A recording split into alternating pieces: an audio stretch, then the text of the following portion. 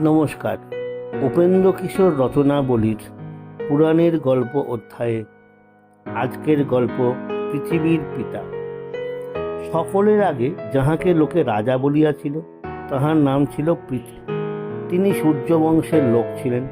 তাহার পিতার নাম ছিল বেন। রাজা কিনা যে রঞ্জন করে অর্থাৎ খুশি রাখে। পৃথু নানা রকমে প্রজাদিগকে খুশি করিয়াছিলেন, তাই সকলে মিলিয়া তাহাকে রাজা নাম দিয়াছিল।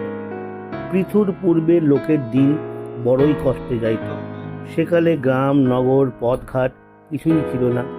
ঝোপে জঙ্গলে পর্বতের গুহায় সকলে বাস করিত।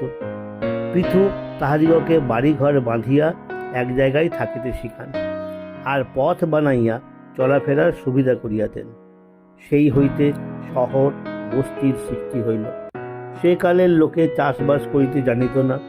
ফলমূল খাইয়া অতি কষ্টে দিন কাটাইত। জমিতে কাঁকর, আকাশে মেঘ নাই, খটখটে শুকনো মাটি ফাটিয়া চৌচির হইয়া আছে, তাহাতে শস্য জন্মাইতে গেলেও তাহা হয় না। প্রজারা পৃথুকে বলিল, হে রাজা, পৃথিবী সকল শস্য খাইয়া বসিয়াছে, আমরা কেমন করিয়া বাঁচিব? ক্ষুধাই বড় কষ্ট পাইতেছি, আমাদিগকে শস্য আনিয়া দাও। পৃথু বলিলেন, বটে, পৃথিবীর এমন কাজ, শস্য সব খাইয়া বসিয়াছে। আচ্ছা, এখন ইহার সাজা দিতেছি। আন্তরে ধনুক, নিয়াই তোরে তীর। পৃথিবী ভাবিল, মা গো, মারিয়াই ফেলে বুঝি। সে প্রাণের ভয়ে গাই সাজিয়া লেজ উঁচু করিয়া ছুটিয়া পালাইতে গেল। কিন্তু পৃথুর বড়ই রাগ হইয়াছিল। তিনি তাহাকে কিছুতেই ছাড়িলেন না। আকাশ পাতাল ঘুরিয়া বেড়াইতে লাগিল। ব্রহ্মলোক অবধি ছুটিয়া গেল, কিছুতেই সে তাহাকে এড়াইতে পারিল না। তখন পৃথিবী কাঁপিতে কাঁপিতে বলিল, দোহাই মহারাজ, আমি স্ত্রীলোক, আমাকে মারিলে আপনার পাপ হইবে। পৃথু বলিলেন, তুমি ভারী দুষ্ট, তোমাকে মারিলে অনেক উপকার হইবে, কাজেই ইহাতে পাপ নাই, বরং পুণ্য আছে। পৃথিবী বলিল, প্রজাদের যে উপকার হইবে বলিতেছেন, আমি মরিলে তাহারা থাকিবে কোথায়? পৃথু বলিলেন, কেন? আমি তপস্যা করিয়া তাহাদের থাকিবার জায়গা করিব। পৃথিবী বলিল, আমাকে মারিলে শস্য পাওয়া যাইবে না, শস্য পাইবার উপায় আমি বলিতেছি। সে আর এখন শস্য নাই, আমার পেটে হজম হইয়া দুধ হইয়া গিয়াছে, আমাকে দুহাইলে সেই দুধ পাইতে পারেন, কিন্তু একটি বাছুর চাই, নহিলে দুধ বাহির হইবে না। আর জমির উঁচু নিচু দূর করিয়া দেন, যেন দুধ দাঁড়াইতে পারে, গড়াইয়া না চলিয়া যায়। রাজা তখনই ধনুকের আগা দিয়া জমির উপরকার ঢিপি সরাইয়া দিলেন।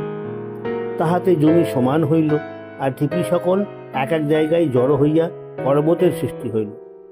সমান জমির উপরে লোকে ঘর বাড়ি বাঁধিল। সেই হইতেই গ্রাম নগরের সৃষ্টি। তাহার আগে এসব ছিল না।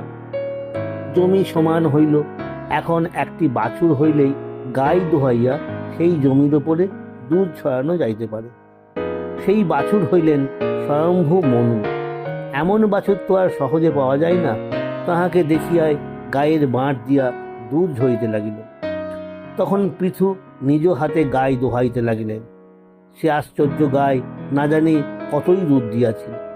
সংসারে যত শস্য সকলেই তাহাকে দোহাইয়া পাওয়া গেল। সেই শস্য খাইয়া এখনো আমরা বাঁচিয়া আছি। শুধু তাহাই নয়, পৃথুর পরে দেব, দানা, যক্ষ, রাক্ষস প্রভৃতি সকলে আসিয়া সেই গাই দোহাইতে লাগিল।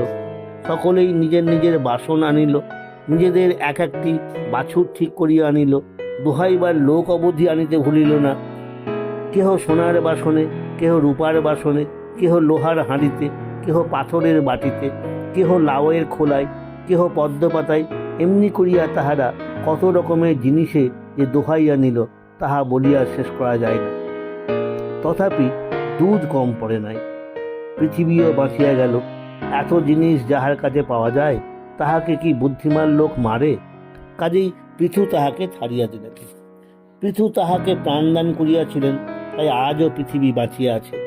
আর প্রাণ দিয়াছিলেন বলিয়াই পৃথু পৃথিবীর পিতার তুল্য হইলেন। সেই জন্যই পৃথিবীকে পৃথুর কন্যা বলা হয়, আর তাহার নাম হইয়াছে পৃথিবী বা পৃথ্বী। যাহা হোক, পৃথিবীর নামের অন্যরূপ অর্থও দেখা যায়। পৃথ্বী বলিতে খুব বড়ও বোঝায়। পৃথিবী যে খুবই বড় তাহাও তো আমরা দেখিতেই পাইতেছি। সুতরাং পৃথিবীর নাম যথার্থই হইয়াছে। নমস্কার।